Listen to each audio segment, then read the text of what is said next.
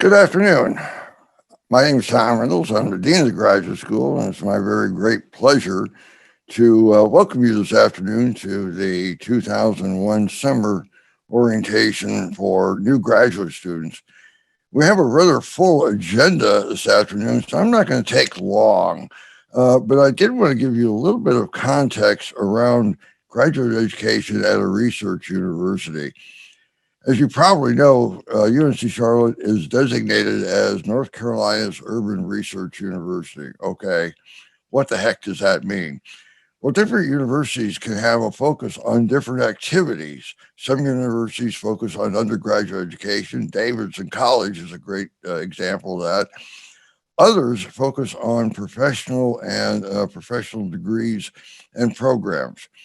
A research university is one that connects research to the university mission through educational mission through the graduate school, graduate education, so that we are not only recognized by the quality of research that goes on at UNC Charlotte, but also the quality of the graduate students who enroll, who graduate, who go on to be the next generation of entrepreneurs, researchers, scholars, leaders in their respective disciplines. So we're really thankful that you're here because you're the engine that runs this university. And without you, we could not possibly be a research university. So thank you. Appreciate you making the choice to continue your higher education at this university. We've got a really packed agenda today and a lot of good information. It's not like a vaccination, however. We will cover lots of ground, but you won't remember everything. And the intention is not for you to remember everything. But we hope we give you enough background, enough information where you know where to go to get the answers. And if you can't find the answers, make sure you can always contact the graduate school. We are on the web, and you can either go to the graduate school or to the Center for Graduate Life. And we're looking forward to a return of in person. This is, I think, the first time we've done this orientation virtually, maybe a couple other times. It's okay, but it doesn't rise to what we would like to do in person. So next time, we'll have face to face and hopefully welcome you with some food and something to drink. With that, I'm going to turn it over to Associate Dean Katherine Hall-Hertel. Katherine? Great, thanks, Tom. Let me add my welcome to everybody. Congratulations, you're graduate students. And of course, that means that all of you at some point were undergrads, right? And because you've been through this process, you have some idea of what to expect from a university and from orientation. But what I'm going to talk about are ways in which being a grad student is different than being an undergraduate. So first of all, as a graduate student, you're expected to be an autonomous learner. And what do I mean by that? Well, you know, as an undergrad, you had a syllabus that might have been very detailed and told you exactly what to read and exactly what to prepare and had a study guide for an exam. That's not generally the case in graduate school. You're going to need to ask important questions. You're going to need to figure out what additional resources would help you understand something. And faculty sort of expect you to do that. So you advocate for yourself, and that's part of being an autonomous learner. At the same time, faculty have higher expectations for graduate students than they do typically for undergrads. So let me give you a few examples. In terms of academic integrity, all universities have some policy on academic integrity. Well, because you were already an undergrad, faculty expect that graduate students understand plagiarism and cheating and collaboration, right? So if you don't necessarily understand those concepts as well as you'd like, it's up to you to go learn about them and make sure that you're prepared and you understand academic integrity. So I'm going to drop a link in the chat here that will take you to our policy on academic integrity. And it's also part of our code of student conduct. And all students are held to the code of student conduct. You can find all of that either on the webpage or in the graduate catalog. Another way in which graduate students are held to a higher standard is through grading. The graduate grading scale is A, B, C, and unsatisfactory. There's no D.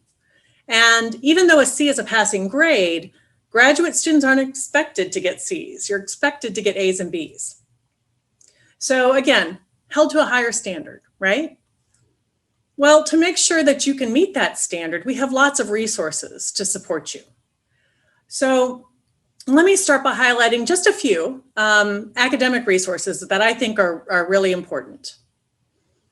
One, we have these amazing folks in the library, subject librarians, who are experts in different disciplines. And if you're doing research, you need to connect with your subject librarian. They can help you in ways that you can't imagine. They're just terrific. We also have writing support. The writing support at the graduate level is generally offered through our Center for Graduate Life. And you'll hear me mention this a couple of times, and you'll hear more details about that in a few minutes. We have a tool that I want to make sure you're aware of called DegreeWorks. Now, if you were here as an undergrad or even at another campus, you may have used DegreeWorks. It is a degree audit tool and a planning tool. And I encourage you to look at it each semester because it will track what you need, what you're missing, and show you if you're on track to graduate. It's really helpful as you think about what courses you want to take, etc. Okay, we also have some important resources to support you personally in health and wellness and balance in life, right? As most campuses do, we have a counseling center. We refer to ours as CAPS, and they offer individual counseling and group counseling for students. And you may be thinking, I don't need counseling, but they offer workshops and support on how to manage stress or all kinds of things. So if you think they could be helpful, I encourage you to take advantage of them. Within our Dean of Students, we have an office called the Student Assistance and Support Services Office, which is a mouthful. So we call it SAS. And the SAS office is there for any student in crisis of any kind, particularly if it means that you may need to drop a class or withdraw from something. SAS can be very helpful in helping you understand that process. As with many universities, we have a Title IX office. Title IX is about ensuring equal access to education. But one of their primary roles on campus is to support students who have been sexually harassed or assaulted. Now, hopefully none of you will need that. But if you ever do, know that we have wonderful people there who are very supportive. And then the last resource I want to mention is a little unique. It's our graduate student ombuds. An ombuds, in case you don't know, is a professional who helps you navigate things. They help you understand options and processes, and they're confidential. Our ombuds is Dr. Bruce Taylor. He's a faculty member in the College of Education. And I don't know, maybe Jill, you could drop the link for Bruce in the chat if you don't mind. You can find him on the Center for Graduate Life webpage. And he is terrific, accessible, and always happy to talk to students. The Center for Graduate Life provides all kinds of professional development, and it's pretty unique. A lot of schools don't have a Center for Graduate Life. So you're going to hear more about that in just a moment. For now, I just want to reiterate what Dean Reynolds said. No matter what program or college you're in, you're all part of the graduate school, and we're here to support you. We want you to not only survive the next year, we really want you to thrive in your program. So welcome, and we're very glad you're Niners. Thank you.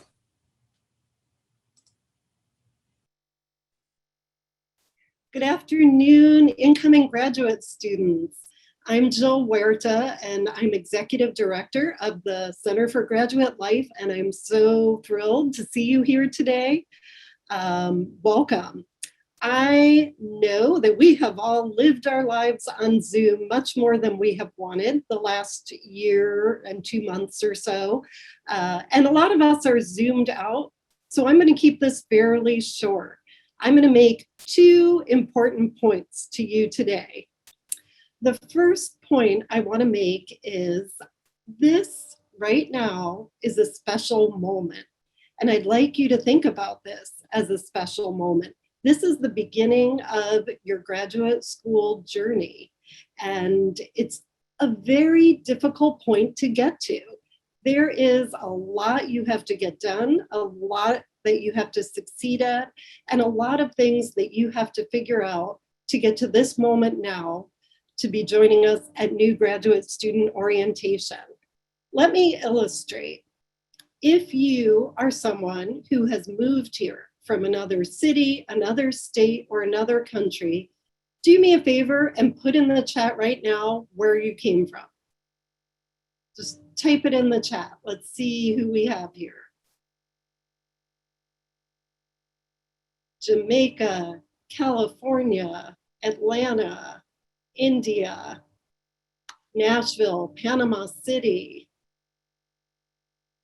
California, Florida, Virginia.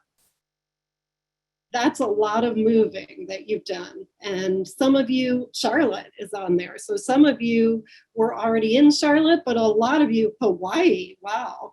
A lot of you have had to figure out a move during a pandemic across the country or across the globe.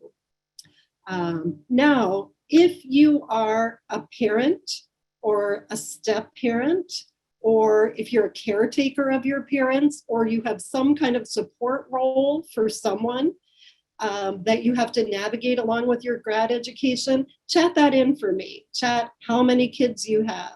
Chat who you're taking care of.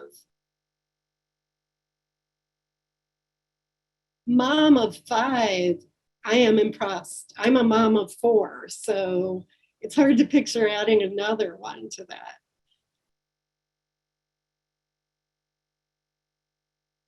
Nice.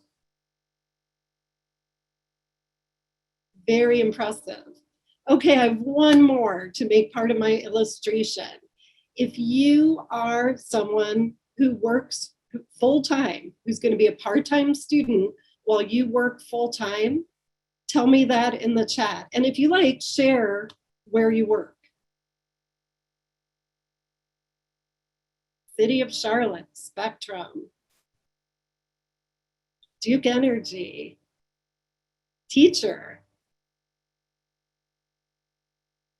Oh my goodness. So I could go on, but I think you get the point, which is you have had to figure out a lot to get to where you are now. And we haven't even talked about figuring out the financing or other, issues or everything you had to do to get your application in.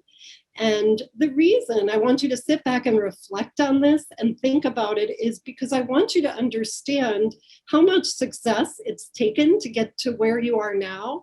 And I want you to draw strength and resilience from that and confidence that the same hard work, the same creativity, and innovative thinking that allowed you to get to where you are now is going to get you through. It's going to help you succeed in what you're about to undertake. So if you are someone who's wondering if we made a mistake when we admitted you because you just don't feel ready for this, I want you to think back on all the success you've achieved to get here. That's called imposter syndrome, by the way, very common in grad students, and you shouldn't let it hold you back. So that's point 1. Point 2 is you don't have to do this alone. There's a tremendous amount of support available on campus. Dr. Hall-Hertel just mentioned quite a few of the resources, but I'd like to think that first and foremost is the Center for Graduate Life. We oversee professional development, wellness, and community building for all of you across all these different graduate programs. And we offer a tremendous amount of programming that I don't have time to describe here, but it's everything from career exploration to helping you learn to write a good resume, cover letter, interview well, to helping you learn the academic writing skills you need to succeed in your classes, or giving you opportunities to brush up on your teaching abilities, since many of you will be teaching assistants or instructors of record before you're through, or many of you will go on to a career that involves teaching, to social events where you can connect with your colleagues from other programs. And I want to encourage you to take advantage of these opportunities. Research shows that grad students who engage with others outside of their programs are more satisfied with their graduate school experience, they're more successful, and they also produce better outcomes when they graduate. So don't just do it because it's fun and you want to.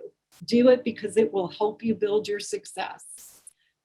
We're going to talk a little more today about what we'll be offering this summer, but the bottom line is every Monday we send out a newsletter called Grad Student Weekly that basically lists everything we're going to offer that week. Make it a habit to read that newsletter, put those opportunities on your calendar, register for them, put them on your calendar, and use them to make the most of this investment you've made in yourself. And most importantly, through your grad education, keep learning and growing. It's so important. With that, I want to hand it off to our Assistant Director, Dr. Ora Young. Ora? Hi, everybody. Welcome to UNC Charlotte. Thanks, Jill. Thanks for that super fun pep talk. Jill is always really good at making everybody feel really loved and like they really matter. Like Jill said, I'm Dr. Ora Young. I'm the Assistant Director of the Center for Graduate Life. In that capacity, I do a number of different things. One thing is I'm the person who sends out that weekly email on Monday mornings that Jill mentioned.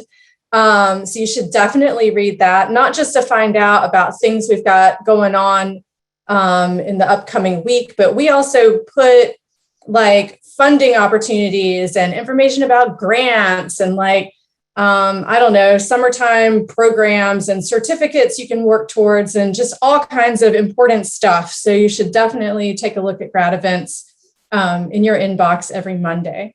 But anyway, what I wanted to do first is I'd like all of our GLFs to introduce themselves. The GLFs, well, GLF is short for Graduate Life Fellow. And our GLFs are graduate students like you who sort of work in the CGL, in the Center for Graduate Life.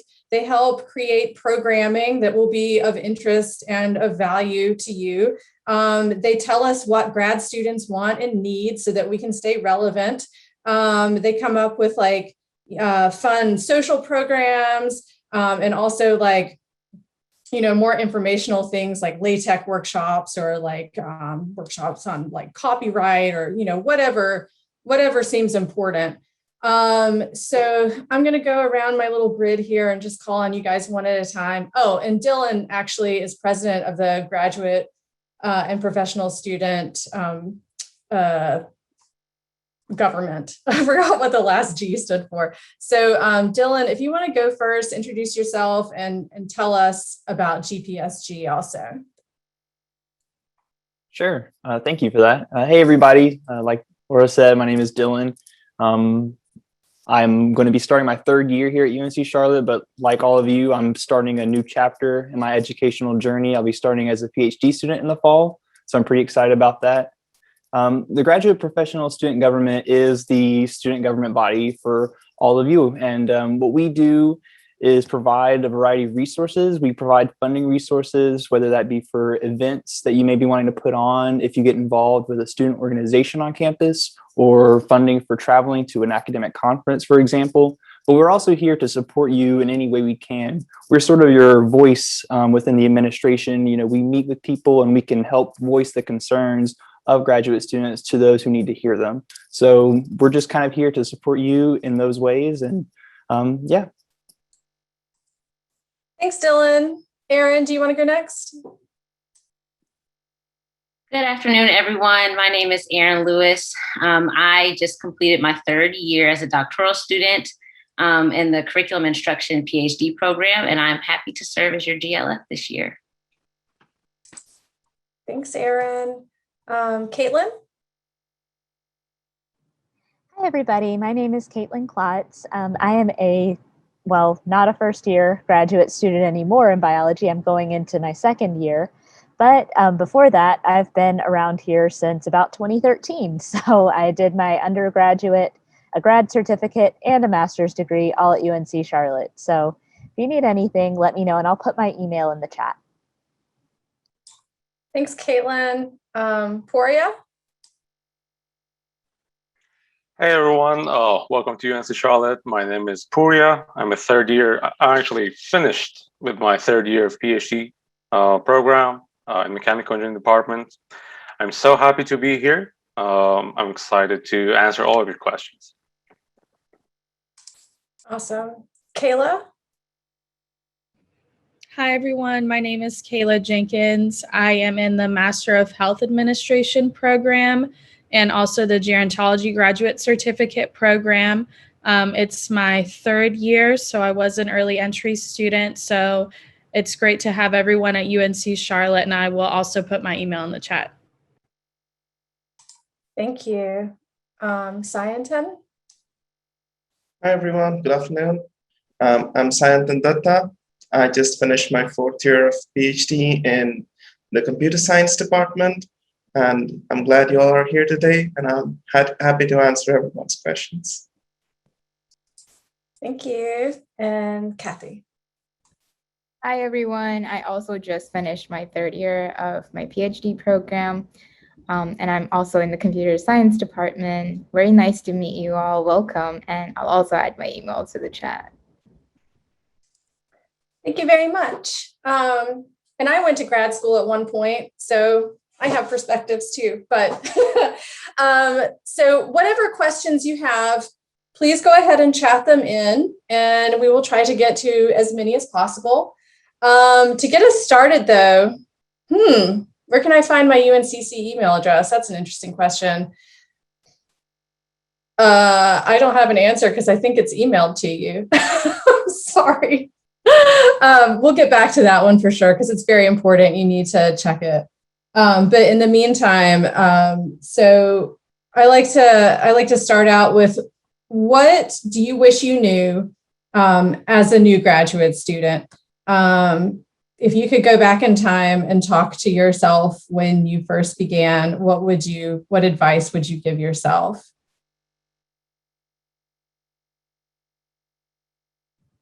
I know you guys have advice for your former selves. Go ahead, Caitlin. I would say to chill out a little bit. I started grad school as a certificate student, and I way overcommitted to classes my first semester. I mean, it all worked out and I got the GPA, but at the expense of my mental health and physical health. So you cannot undervalue how important those other aspects of your life are. You're a student, but you're a human first. Yep, that's good advice. That is good advice. Don't overextend yourself any more than you have to. What other advice do you guys have? I got one more advice. It's like talk to people in the classroom. I understand if the classes are virtual, it's difficult to stay after class and talk to people. But this networking comes sometimes more useful than the class itself. And the more you meet with people, the better experience you have in this graduate program. Yeah, that's great advice. I think for me, when I went into graduate school, I didn't understand the value of networking and the value of showing my face around the department as much as possible, and like attending departmental events, attending like defenses of my more senior colleagues, that sort of thing is also super important. Any other advice for brand new grad students? I'll add, Laura. I will say, I'll put a plug. Please read the CGL weekly email. It is full of information. I read it every week. I didn't read it my first time as a graduate student at UNC Charlotte when I was getting my master's. And then I wish I had. You'll find out all events, not only that the CGL is hosting, but that are on campus.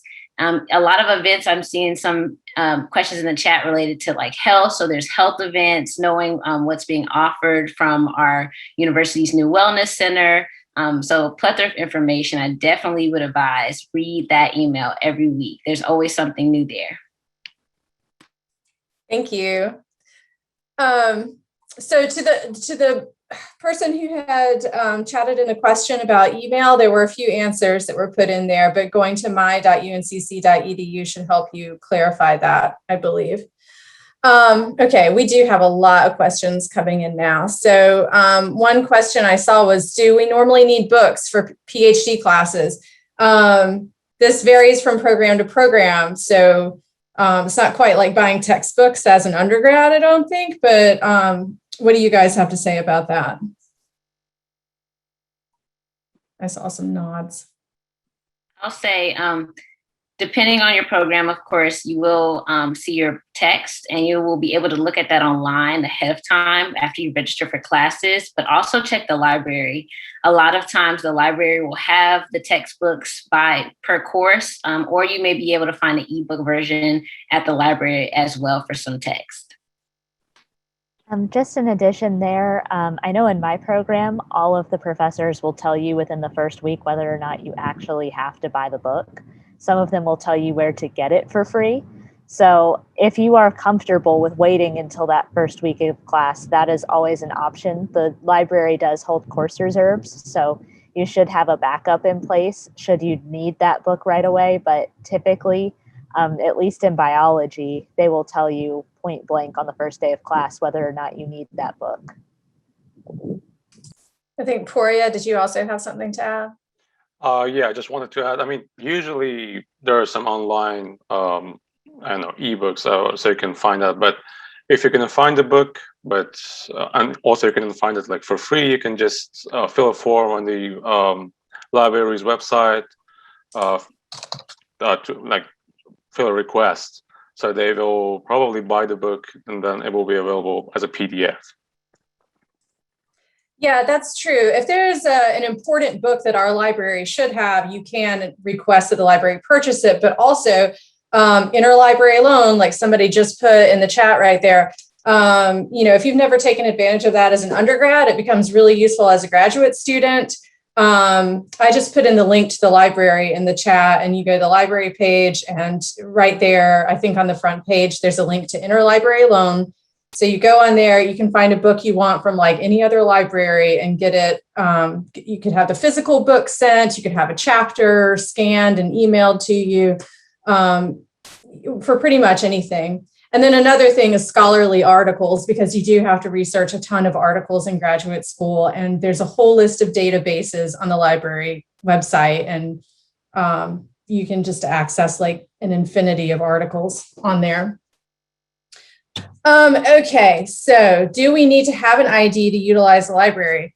Yeah, you need to have your ID to utilize a lot of things. So your ID, which we have information about obtaining an ID card on the onboarding portal that you guys all have a link to. That ID gives you access, like you swipe it to get into certain buildings, and you use it to check out books, and you use it to check out other like electronic material at the library. And you can load funds on it for the various dining options on campus. So you definitely need to get your ID. Poria. Actually, one of the, I saw like a couple of questions about the starting time of the summer semester. So I just wanted to say that summer is going to start at May 24th, like next Monday. And then instructors should like put all the materials on Canvas before Monday. So I'm telling you because I'm also instructor of record for this summer. So I'm pretty sure that this should be the procedure.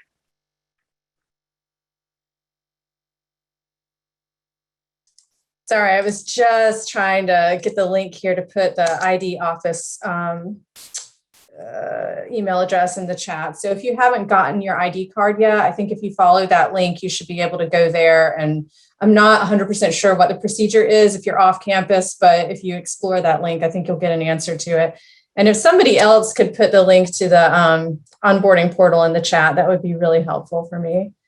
Let me see here. So we'll have the onboarding portal. Is the rec center open, and is it open for our use? As far as I know, it is open.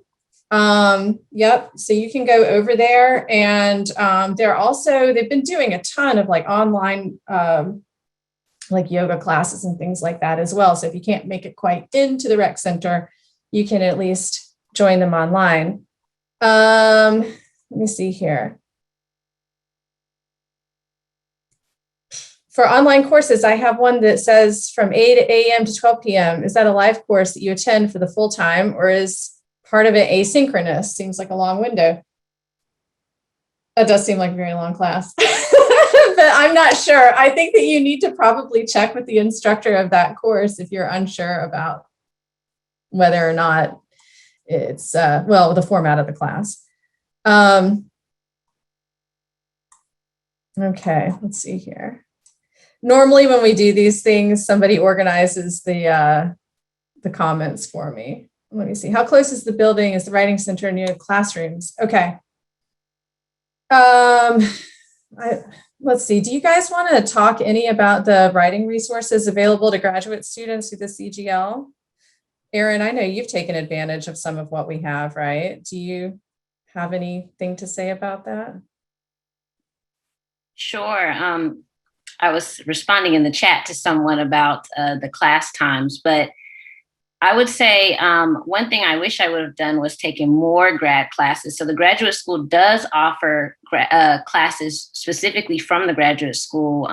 So if you want to get some help with academic writing, there's academic writing courses. There are also courses geared toward grant writing. There's been some diversity seminars more recently and some other professional development grad courses that you can take for credit. Outside of that, though, the CGO has hosted many workshops. So I've really enjoyed a lot of the professional workshops. But one of my favorites, or two of my favorite events, have been the meditation. There's been a guided meditation that the CGO has been hosting twice a week, and it's amazing. And I would also say the writing workshops. So for all of you that may be coming in this summer, I know that there will be some writing workshops this summer online. It's a great community, and it really does help you to kind of manage your work time. And so instead of you having to block that time for yourself, there are some designated workshops, usually 2 hour, I would say, a week, or 2 2-hour weeks, or I know there's a nightly right now. And then also ever so often there's a weekend retreat. So I would definitely say those are must participate. Yeah, I just put the link to our calendar in the chat. So if you visit our calendar, you can see all sorts of upcoming writing events. We're actually teaming up with NC State to provide some writing resources this summer. And we also have a writing professor who facilitates dissertation writing groups and teaches several different types of writing classes as well. So you can find those classes at my.uncc.edu through the course catalog, and you can also read about them on the Center for Graduate Life website. Okay, so let me see here. I did see a question about what do you do when you're feeling overwhelmed? Like, what do you do for mental health? And I know that Dr. Hall-Hertel mentioned CAPS, our counseling center. But if any of you guys want to expand on that, if you want to offer any advice or any resources, please be my guest. Definitely utilize the rec center. A good workout is great for busting up stress. I don't know if there are any Legally Blonde fans out there, but exercise releases endorphins and endorphins make you happy. So the rec center is gorgeous, brand new, and then they had to close it down to people like almost as soon as it opened due to COVID. But it has like any kind of workout equipment you could imagine, an outdoor pool and an indoor pool. So like get some exercise while you're getting sun, because that also lifts your mood. Yeah, it's a nice reminder to get outside. Anybody else have any tips? Well, Erin did mention the guided meditations, I think. Those have been a huge hit. They're only 15 minutes long, and our counseling student who's been conducting them, I mean, they're so calming, honestly. So you can access all of those. They're archived on our YouTube channel. So if you feel like you need a little time to decompress a little bit, you can just head to the YouTube channel and see her meditations. Let me see. Wait a minute. There was a question. Ugh. Hang on a sec, guys. I'm sorry. Do we need to have the immunization record and insurance waiver done before summer class? Okay. I think there's a deadline on the student health website, and I'm going to put that link to the student health website here in the chat, and you can check it out.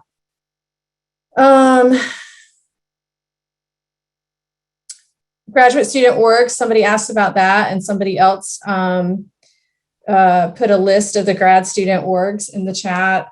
There are different ones for graduate students and for undergrads.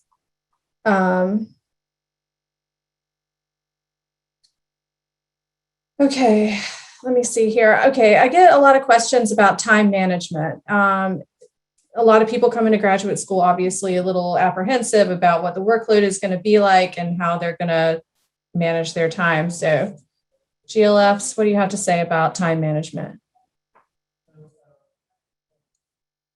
I was wondering if maybe I could jump in on this question.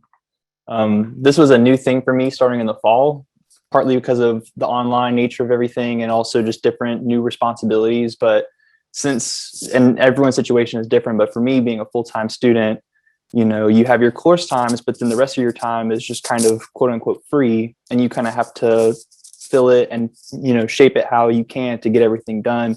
So it's a little bit, you know, type A, but for me, it was really helpful to just kind of get a document, whether it's a spreadsheet or a Word document, and kind of block out which hours you're going to do what in, and then making sure that you like, you know, factor in that time for yourself, like Caitlin was mentioning as well. So it's helpful when you can just kind of see it somewhere on a document, on a whiteboard or something, to kind of see like, okay, in the morning, this is what I'm going to do from this time to this time, in the afternoon, etc. So that's been helpful for me to kind of have that structured guide. I will throw in that if any of you are in a laboratory science where you'll be doing a lot of bench work, definitely work with your advisor as well as your lab mates to get organized on what you're doing and when. Particularly in this day and age where there's shortages on just about everything, we have to plan our experiments pretty meticulously. And I am in a position right now where a shortage on one product is pushing me back a lot. So try to keep your materials organized and communicate with your lab mates, because if 3 of you need to use the same piece of equipment and it can only take one person at a time, it's going to cause some problems. But you can avoid that by talking to them ahead of time.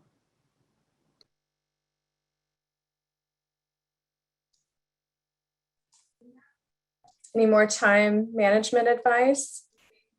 I personally, since I am always on my phone, of course, I think most of us are, I put it into the calendar app on my phone. So if it's, you know, a paper or, you know, a certain assignment that's due on that day, the alert comes up first thing in the morning, you know, this is due today, or you can even set it, this is due in a week or 2 weeks, which really helps, especially, again, if you're always on your phone or always on your computer.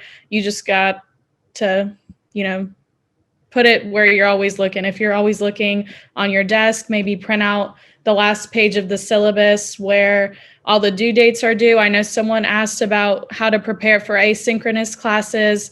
That's definitely what I did, printed out the last page of the syllabus with all the due dates and just, put it right on the wall or put it right on my desk.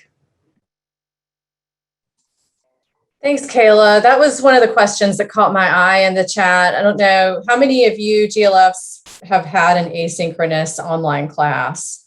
Okay. So what, oh gosh. So any more advice for staying organized for those types of classes? One thing that I do want to mention is that Canvas has its kind of own calendar, and sometimes instructors will put in their due dates and everything on the Canvas calendar.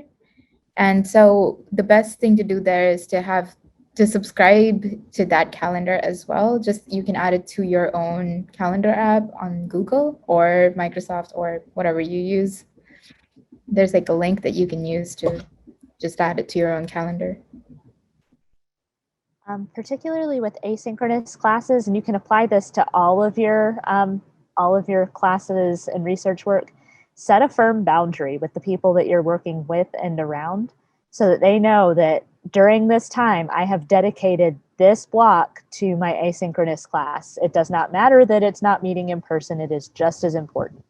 So like on Mondays last semester, I would set between 4 o'clock and 6 o'clock for my asynchronous data visualization class. And people knew not to bother me about like research questions unless it was really important during that time, because I had made it known that like I am in a class. This is just as valid as any other class.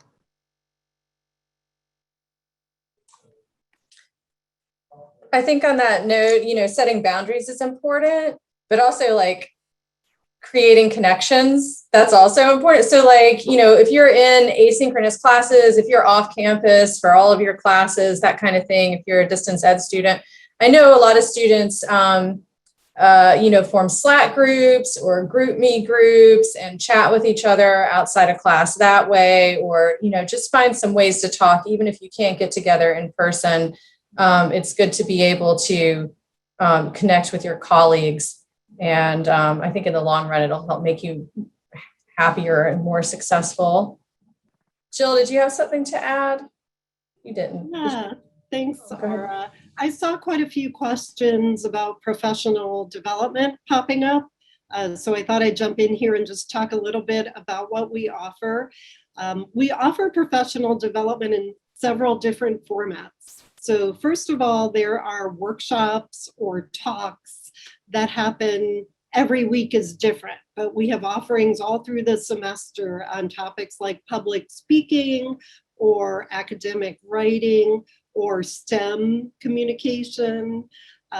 We have career center workshops on things like writing a resume and brushing up your LinkedIn and answering interview questions and looking for internships.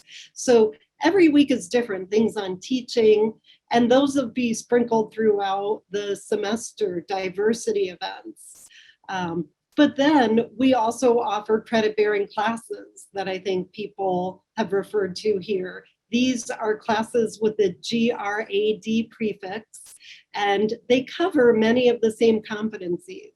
So we have one called Career Lab, which actually walks you through the whole process of exploring a career path that might be right for you based on personal assessments, and then preparing all the materials and interviewing, and even how to succeed when you start your early career.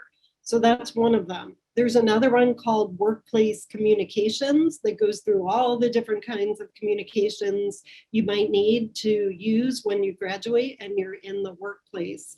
There's one called Teaching at the University Level. There's one on diversity.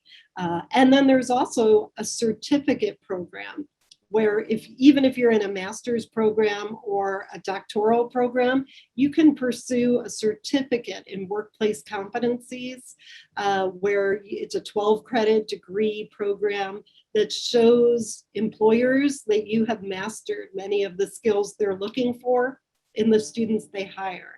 So there's many different ways to pursue professional development through the CGL. And the best thing to do is to look at our website or read Grad Weekly or get in touch with one of us. It's easy to find us. So, feel free to do that as well.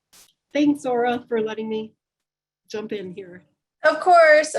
There's so much to cover when it comes to grad school. Let me see. Well, okay, so some people are thinking ahead to their dissertations or their thesis, which is smart. When you come into grad school, you should be doing that, getting an idea of what you're going to do later on. Ideally, the work that you're doing all along your coursework will somehow be useful for your dissertation or your thesis. So how do you prepare for qualifying exams? Does anybody have any advice for that? Horrific experience? Nah, it doesn't have to be horrific, but. I'm about a year out from my qualifying exam, but what I've done is taken all of my notes, and as I move through the semester, upload everything into a Google Drive folder so that it's there for me. My plan is to begin doing like an hour every other day this coming semester, and then up it as the time draws closer to take that exam. An hour of studying, you mean? Yes. Okay. Anybody else have some advice? I think qualifying exams differ by like the departments that you are in, but speaking for the computer science department, what we have to do is write a survey paper about a topic in the area that pertains to your research, and then do a presentation about it. And the way that I went about doing this is to have all of the references of the papers that I was going to put into my survey paper in like a big sheet, and I had all the information that I sort of synthesized out of these papers into I just put it into the sheet. And then I finally ended up just, because I had all the topics and everything in place for each paper, I just ended up writing about all these papers into my survey paper, and that kind of became the sections. And yeah, I just finished my qualifying exam like 4 days ago. But yeah, that's what I did. Sorry, go ahead. Yeah, so one way to really improve, or rather have a quality time preparing for your qualifying exam, is to use a citation manager like a Mendeley or a Zotero. It really, really helps you. Otherwise, unless and until you're very organized, you might end up losing probably weeks of work because you just don't remember where you kept your papers. Organizing them really saves your time, and sometimes also helps you find out if you have already found out something before and you're just finding things out again. So that really helps. Yeah, thanks, Signton, for mentioning the citation management systems. That's something I never used, and I probably should have, but I'm putting a link right now to part of the library website. This is the Research and Write tab on their site, and so you can find a lot of information. I think that's where we have the Zotero information in there, but yeah, a lot of info about citing your sources and that kind of thing. Also, when it comes to qualifying exams or any big milestone in your program, it's good to ask your more senior colleagues what to expect. So they'll have advice because they've already done the qualifying exams or their comprehensive exams. So don't feel stupid to ask questions, because if you haven't gone to grad school before, you don't necessarily know all the answers. You should definitely ask your colleagues. Let me see. Oh, so there was a question about, does every grad student have to do a thesis, or is it based on your major? If you're a master's student, I don't know, I think some programs require a thesis, other programs give you a choice. If you're a doctoral student, you have to write a dissertation. or a scholarly project if you're a nursing student. Let me see. Did any of you guys as master's students, any of you GLFs decide to write a thesis or not to write a thesis? Any of you make that decision? Erin? Yes. Instead of a master's thesis, I did a creative project. I did my master's in English at UNC Charlotte. And so we were able to do a creative project as an option. And a lot of the programs will have different options as well. So just making sure that you can keep track of what your program offers. A good place for that is the catalog, and it usually outlines exactly the steps that you'll need to take to decide which track you'd like to go to. Definitely talk to your graduate program coordinator. They will know the information for your particular program. I know in my master's degree, the bioinformatics department basically decides for you that you're not writing a thesis, you're going to do an internship and then do a poster presentation off of the internship. And that's what, as well as a reflective paper about your internship experience. And that's what takes the place of a thesis for that particular master's degree. So varies program by program. Exactly. And the catalog that Erin mentioned, I put the link for that in the chat. It's not a shopping catalog. Basically, it has all of the information about all of the programs, all the requirements, all the graduate school requirements. So if you ever have a question about what policy applies to you, you can go to the catalog for your year that you began at UNC Charlotte. So you would go to the 2021 catalog year to find any answers about your program, really. And while I'm on the topic of places that you need to visit to find information, DegreeWorks is where you go to find out about your academic progress. It's degreeworks.uncc.edu. So if you ever have any question about, did I take that class? Did I not take that class? What do I have left to do? Whatever. It's in your DegreeWorks and you should check it. You should bookmark DegreeWorks and go there. And then you don't have to ask anybody any questions about your progress unless something looks funny to you. And then you can reach out and say, but I did take this class and it's not listed here. And we'll resolve it. Let me see. So we've got scholarship portals put in here into the chat for anybody interested. Let me see. So as far as connecting with graduate students, I mentioned that a little bit earlier. We do have a lot of distance ed students, and then we have, I guess, a lot of students who, well, I guess we're not 100% sure what everything's going to look like in the fall. So how do you guys stay connected with your colleagues or make connections with new colleagues? Any advice? I would definitely say try to find out if there's a group me for your specific program. I know in the MHA program, we do have one for our cohort. And also for the distance education people, I'm in the Gerontology Club / Honor Society, and all of our events have been online. And we're kind of thinking, we do a lot of like career panels where we talk to other professionals in our community. So, I mean, it doesn't hurt to reach out. Pretty much everything has been virtual and some things are staying virtual. So there's a lot more opportunities. So it definitely doesn't hurt to just check it out.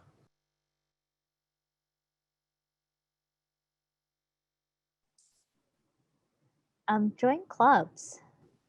They're a wonderful way to get involved. It's usually, if you're going to join a club, it's usually around something you have an interest in. So definitely have some fun and meet people because these people who you meet in your clubs will end up being your colleagues one day. So you can never professional network too early. Look at 9 or engage for clubs. I'm just putting it in the chat. Yeah, and if you feel like you're not very good at networking, I think we all feel like we're not very good at networking. And in the CGL, we do occasionally provide various networking resources. We've had online workshops for how to make the most of online conferences, like how to network at online conferences. And then, when we're in person, we've also had a number of workshops that concern networking. And then actually going to the workshops is an opportunity to network. So win-win. Okay, somebody here asked, I'm enrolled in a 10.5-month master's program. Will there be an official graduation ceremony for students like me? Yes, everybody can, assuming COVID goes away, actually graduate in a real ceremony, which we did actually this past weekend. We had 4 commencement ceremonies. That was pretty exciting.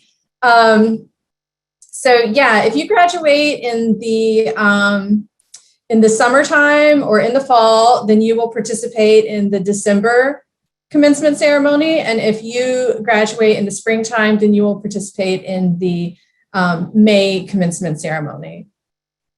And yes, for certificate students, you can participate in commencement as well.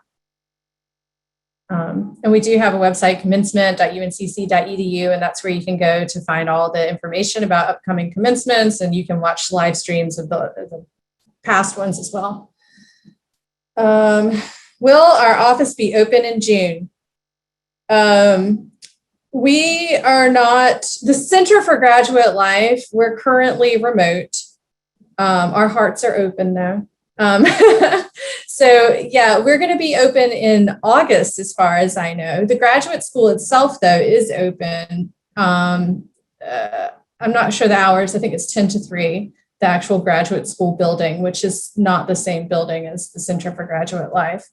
But if you did need to walk into the graduate school building, you could do that.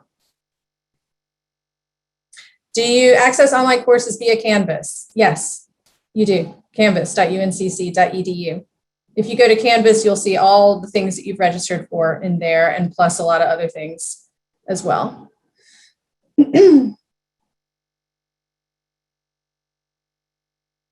Are graduate certificate students allowed to take the GRAD classes? I think so. I'm not quite sure though. Maybe somebody can, yes, Signton, thank you.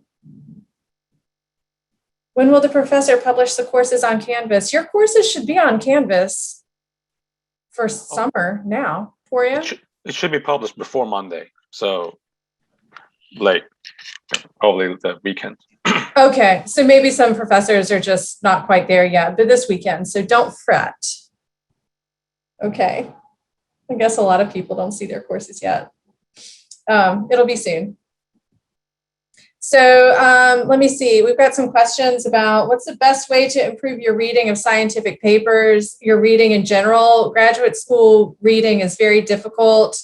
There's a lot of reading. Do you guys have any advice for how to handle the reading in grad school?